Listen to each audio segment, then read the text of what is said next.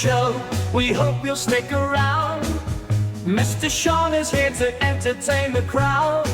We've got a bit of everything, cause everything's allowed. Chimera Miniatures is here to stay. We hope we make you proud. Welcome back to the channel, everybody. It is I, your host, Mr. Sean, here on Chimera Miniatures, and today we are diving into RPG horror stories as voted on by you, the viewers. I was searching for a good story for this, and I actually found so many all on the same vein that I'm going to have to put the rest of them in future videos. So what we have is a series called The Ballad of Iris, and this is going to be the first two parts of that.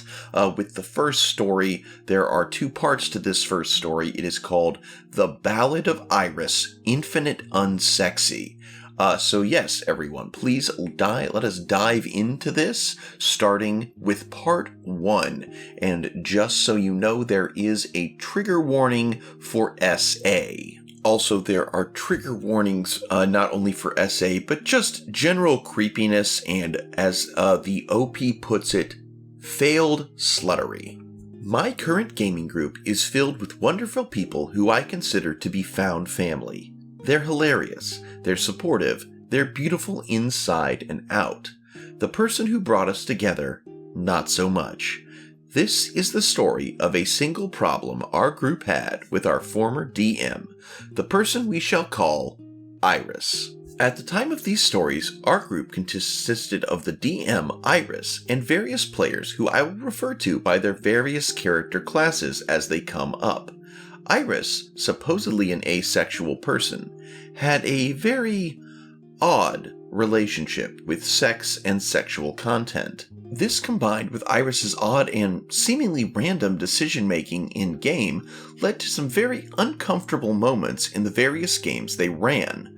Some of these stories I witnessed, some other players told me about after the fact.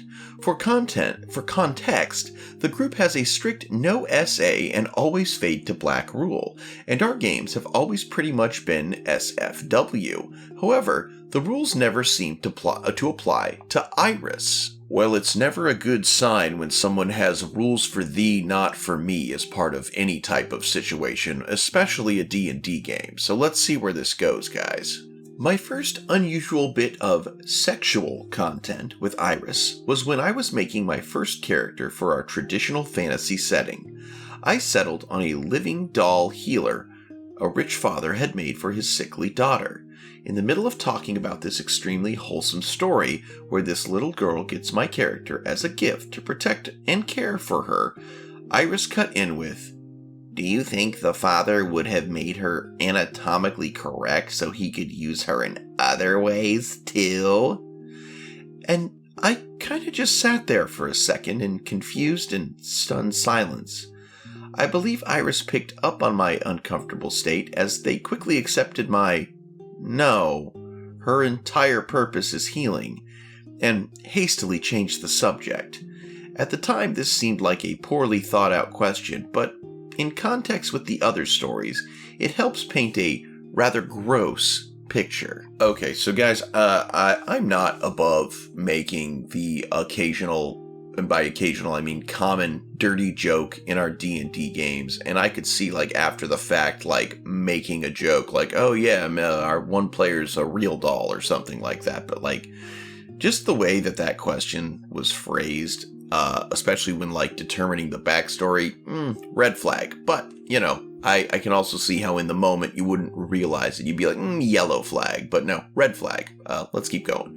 Psychic told me later that in the prequel campaign that after Iris railroaded Psychic's character into dying, Iris forced Psychic to play a clone of the same character made and controlled by a villain who ripped a chunk of hair off Psychic's head earlier on.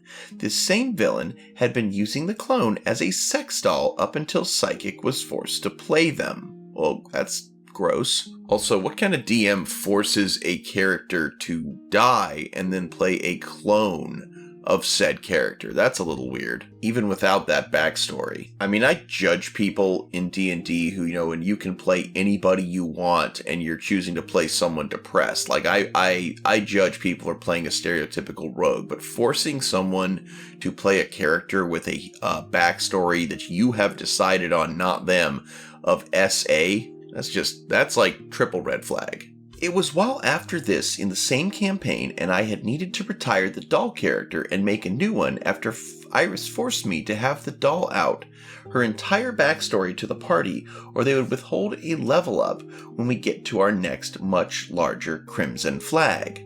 The party, my new idiot in tow, went to a bar to celebrate officially joining the Adventurers Guild. In general, it was a great way to introduce my new character to the group, and was silly and fun. And then 2 terrible mini-stories happened back to back.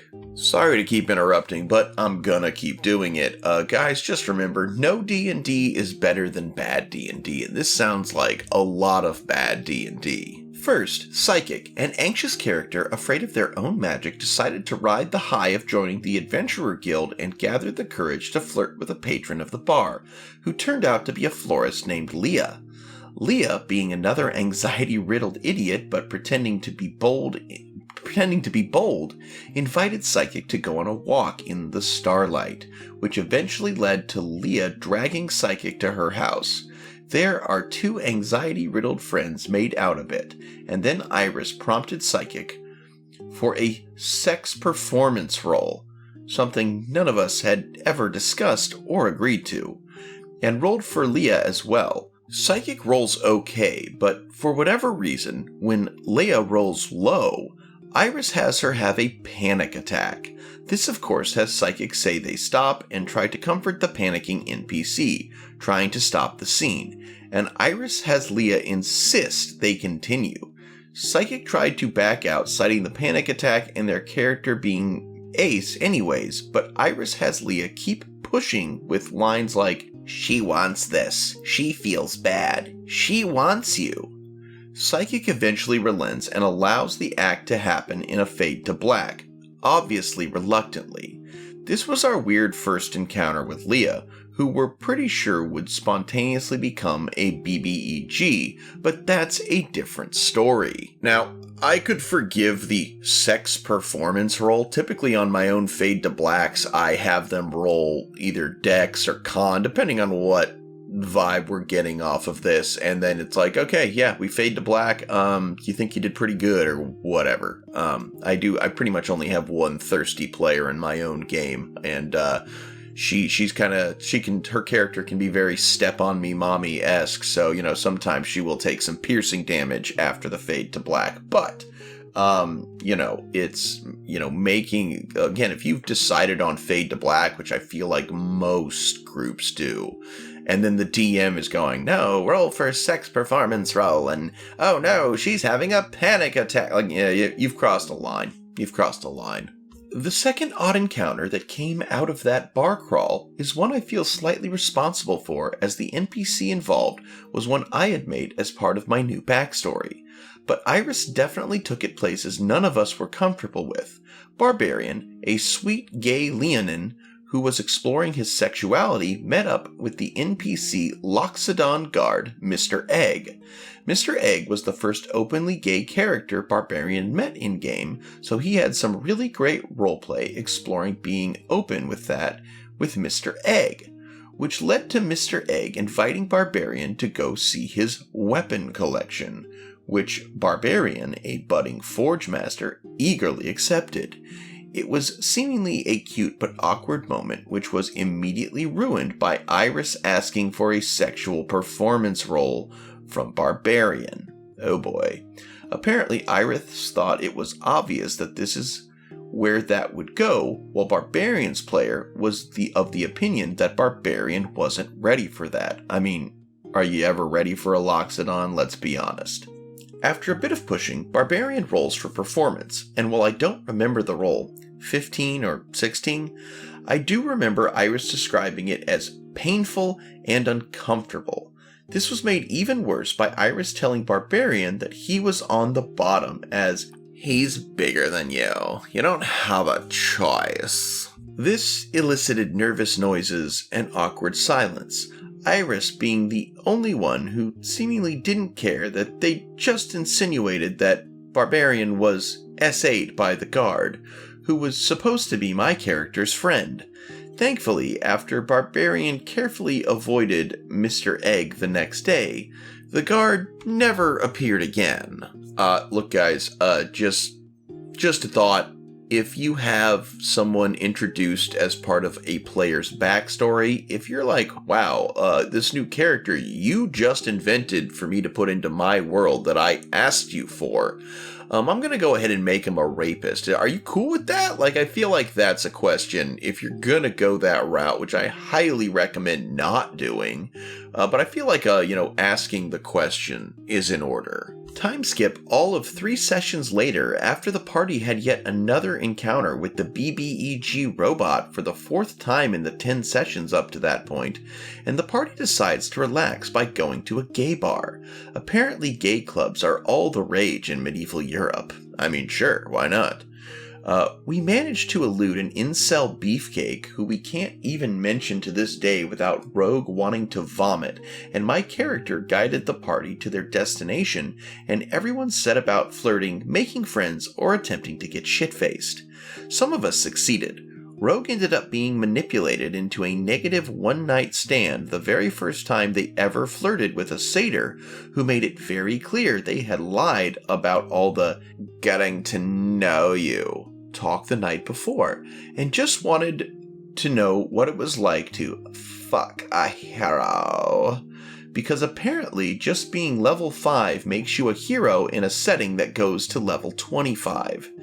There was a performance roll, it did not matter. Iris always says the sex is bad. I mean, they are ace, so I mean, just because they are forcing sex into the game, they probably don't think of sex as a good thing. This is probably Iris punishing the players. Not to defend the horror part of the horror story here, but I wonder if Iris has had some occurrences happen in their life that gave them this outlook. I feel like this DM doesn't need D&D. This DM needs therapy to work through whatever happened to them earlier on. If your way, this isn't even for D&D, but if your way of dealing with your trauma is to try and inflict either the same or similar trauma or a variant of that trauma on those around you who you supposedly consider friends, yeah, that's not a good way to deal with trauma. You need therapy. And that's not a jab. Therapy is not a punishment. Therapy is something that helps people who are going through a hard time deal with things that they cannot deal with and should not have to deal with on their own. And I highly think that everybody, even the normies of the world, could benefit from at least a few sessions of therapy at some point in their life, and everyone, if you can afford it, go for a session, see what happens. Some of us got that deep, buried down, way in the dirt for the dirt man trauma that just, we don't necessarily know about it in our waking lives, but it does affect everything we do. So, if you have a chance, go see what you can work out. There should not be a stigma attached to it. All right, back to the story. Meanwhile, across the bar, my character, who is well known and well liked not only in this bar, but also the city, and is known as a cheery cinnamon roll slut who gives out kisses and compliments in abundance, somehow continuously fails to find anyone even remotely interested in sleeping with her anywhere she goes, as your species is weird and not attractive to most people. My species was a custom one, which was basically a bunch of wide-hipped short stacks who love cuddles, and Iris talked about attractive goblins at least once, but fair enough, I guess. I mean, OP, your homebrewed race sounds adorable and quite fuckable, so, don't let the DM get you down. Hopping over to a campaign that lasted exactly 1 session before Iris canceled it after I made an entire custom culture and multiple maps for them, we encountered another of Psychic's characters, an Arachne who had been raised by a cult as the Chosen One. The Arachne came to my character's home for some intel and tried to shake hands with myself and Rogue. Iris prompted Rogue for a perception check as her oddball character sniffed Psychic's hands, saying that her fingers smelled like another woman. I, being the wise and intuitive person I am, said, "I don't get it," which earned us an explanation that Psychic's character had been finger-banging the cultist leader. This came as a shock to Psychic, who had never said that, agreed to that, role-played that, or even had been told that.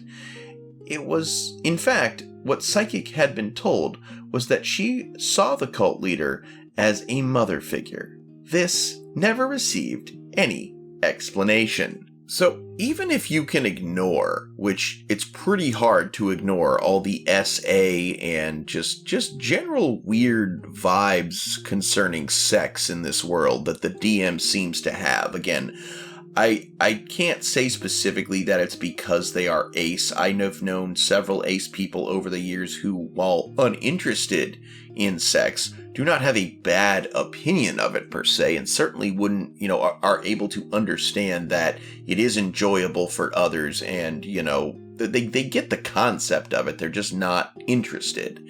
And this person, this DM, they seem to not be able to comprehend that. To them, sex is a punishment that they force on the players, seemingly for their own amusement, though I do think they're trying to work out their own trauma. Again, I'm not. So again, I just think this person has some history that gives them this negative view, and they are taking that out on their players, which is a bad thing. But even if you could ignore all of that, time and time again, we are seeing this DM, one, not only refuse to craft a narrative that would be enjoyable for the players, which is kind of the point of the game. Everybody's supposed to be having a good time.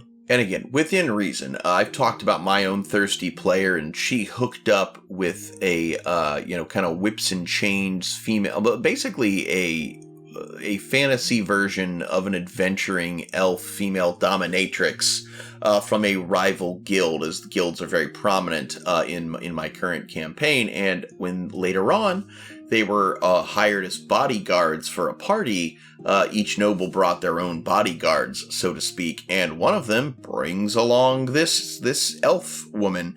And later on, my player was like, "That's just rude that you had to make me meet my hookup again." It's like, you hooked up with an adventurer from a prominent guild, and you yourself are from a prominent rival guild. The chances of you guys running into each other on a job, very, very high. But no, again, within reason. But the big thing that DM Iris is doing is taking away player agency.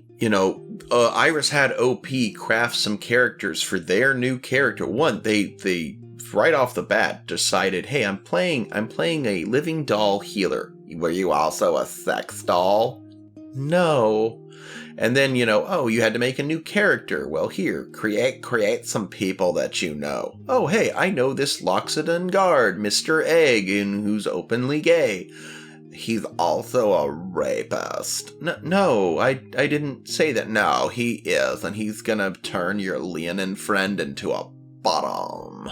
Or, hey, I made this character who's flirty, well-known, and kind of gets around. No, you're unattractive to everybody. No one would let you be a slut. So any sex you have is going to be bad. And also, everyone else, you have sex when I say you have sex, and then you have to roll for it. And oh, you don't want to have sex with someone who's having a panic attack? Too bad. You're not leaving until you have pretend sex with my imaginary character, and it's gonna be bad.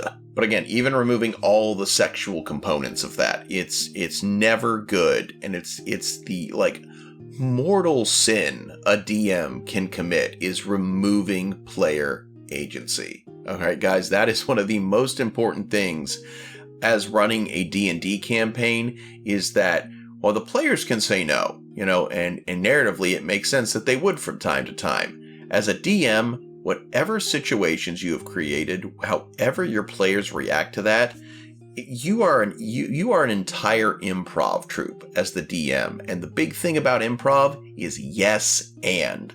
See where it's going, see how the players want to react, and go with it. It's not always going to work out well for them. I mean, they can make bad decisions and there can be consequences, but never stop them from doing something or never railroad them into doing something. It is, you are there to see where you are crafting a story, and just imagine what the players are doing are like studio execs going, okay, but what if instead of going to the mountains, we went to have a day at the beach? And it's like, you know what? Cool. Let's see where this goes. Thank you for listening to my rant here at the end of part 1. Now let's get into part 2. So we now begin the Ballad of Iris, Infinite Unsexy, part 2 of 2. So Iris had, and presumably still has, a rather irritating habit of starting new campaigns and immediately canceling them. For whatever reason, this didn't seem like such a problem at the time, perhaps because the group was some truly wonderful people. But regardless, 3 campaigns lasted longer than any of the others. Most of the stories in Part 1 were from the traditional fantasy campaign. The 1920s campaign, using Mage the Awakening, had lots of problems, including player targeting and physical impossibilities, but was thankfully mostly free of the sexual problems plaguing the others. Iris made it canon. Barbarian was a slut without player input, making them sleep with most of their co-workers. And then there was the steampunk campaign. Psychic was constantly harassed from multiple sides throughout the campaign, mostly by a mind-altering mage named Clementine, who nearly half the party was attracted to by the time the campaign ended. One of us even joking about considering having their character cheat with her. Anyways, lots of things happened, and Psychic and Clementine agreed to a deal where they pretended to be dating to gain access to each other's resources. Oh, I'd date her to get access to her resources, all right, specifically one. Sorry, don't mean to joke, this is serious. Sorry, let's keep going. They would hold hands and kiss each other on the cheek to convince others. Well, this all culminated in Clementine arriving at the party's base to take Psychic on a date so they could get the ball rolling. This backfired when Fighter followed them stealthily and then continued following them, and as Clementine and Psychic entered a warehouse and went to the windowed office, instead of having them, close the blinds to block out onlookers, Iris announced that to be convincing Clementine and Psychic have sex on the couch in the warehouse office for literally no reason. Psychic, who is a rather non-confrontational person usually, stated that their character is absolutely not interested in Clementine, and that she had been terrorized by Clementine's past harassment. The campaign ended before we could see any more down that storyline, probably for the best. Oh, and Iris ignored our fade to black rule and ruled that fighters saw everything from a nearby rooftop. Again, just deciding that a player character and an NPC are going to start having sex, I wouldn't be okay with a player going, no, and then I totally bang this NPC if it had not been, established that the NPC was interested. Again, these are taking, not only is this weird, weirdly forceful sexual roleplay, but also, again, removing the player agency, not a good thing. Rogue and I decided to have a shared backstory. I would play a gunslinger who loved tinkering, was socially anxious, and was secretly sneaking off to meet her monster girlfriend. Normal things.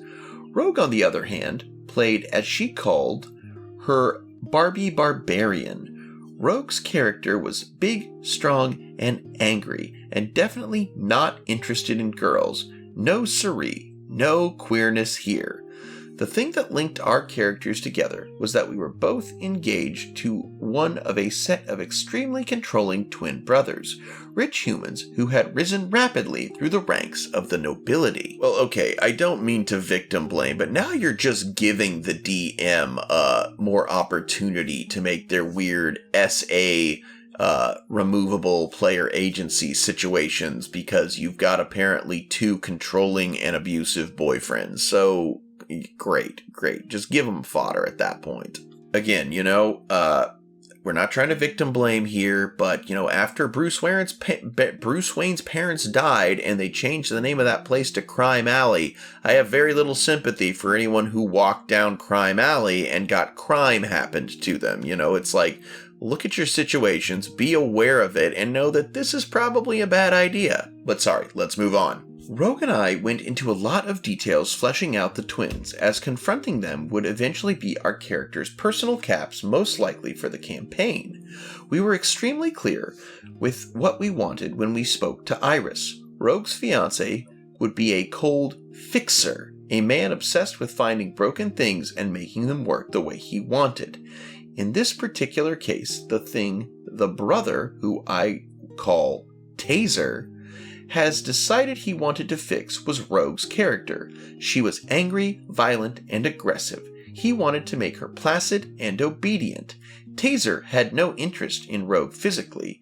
Rogue told Iris, just in changing her behavior. Iris apparently didn't hear that part. Got it. I get what you mean by fixer now. When you said that, I thought, like the job of a fixer. But yeah, that's even worse. Also, again, I'm going to get really close to victim blaming here, but what in God's green earth made you think Iris would listen to you? On the other end of the stick, we had my character's fiancé, who she was forcibly engaged to after being caught with her girlfriend, who was disguised as a maid at the time. This man, who we'll call Hypno, enjoyed cruelty and inflicting fear, and had no interest in fixing my character, just scaring her into obeying him. He used mind control to make anyone my character asked for help forget her plea, and threatened all their lives if she didn't stop throwing a fuss. Hypno enjoyed inflicting pain and fear, and nothing else, I told Iris. Apparently, Iris didn't hear that part.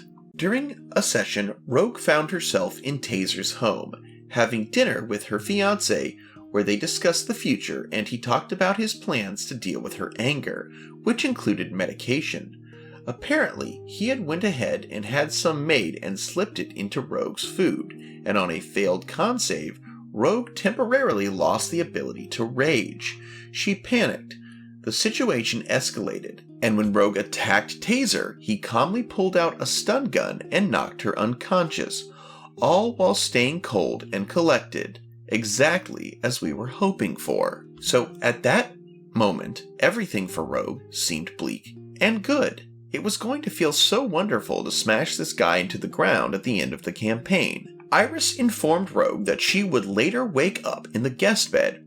Okay, said Rogue, and thinking the dude had obviously had her change to her night clothes.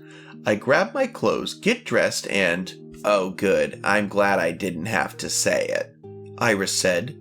There was a pause as we mulled over what they had just said. The tone, the context, everything else all added up to one thing which Iris would later confirm went against all our rules, and Rogue never had a chance to discuss or consent to.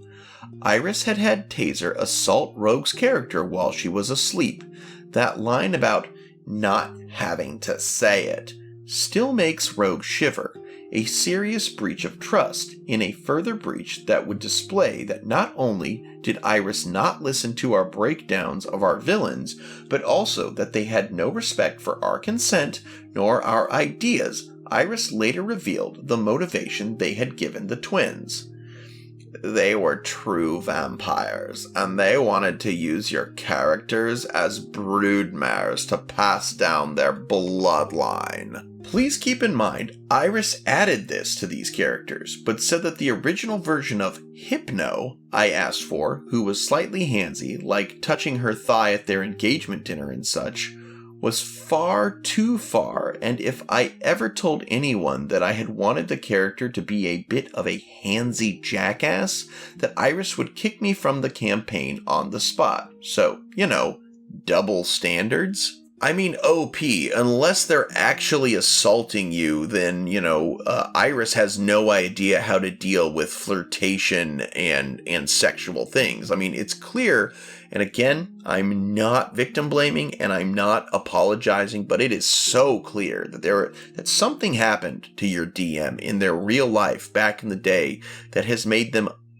incapable of seeing sex as anything other than traumatic and terrible. And instead of doing the mature thing and saying, hey guys, I'm not going to go into details, but I really don't want there to be any sexual content in my D&D games. No fade to black, no flirting, nothing. Like, I need this to be, platonic the whole time. Like, there are no romanceable options in this campaign. No, instead they're going the opposite route and trying to inflict whatever trauma they have on your D&D characters. And while D&D is a great way to work through some stuff you're going through, it is not a substitute for therapy.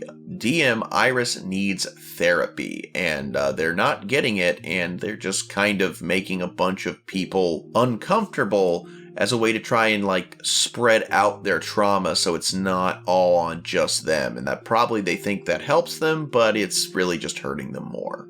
Too long didn't read? DM makes rules against forced sexual content, forces lots of sexual content. Sex in game always happens if it's DM's idea, but never happens if it's a player's idea. Thanks for reading! So yeah, guys, that is the end of the first story about the Ballad of Iris, and there's several more. We're gonna get at least, I think there's another 3-part story that I'll read next week, and then after that, there's a couple of one-offs that I think I will combine into a single video.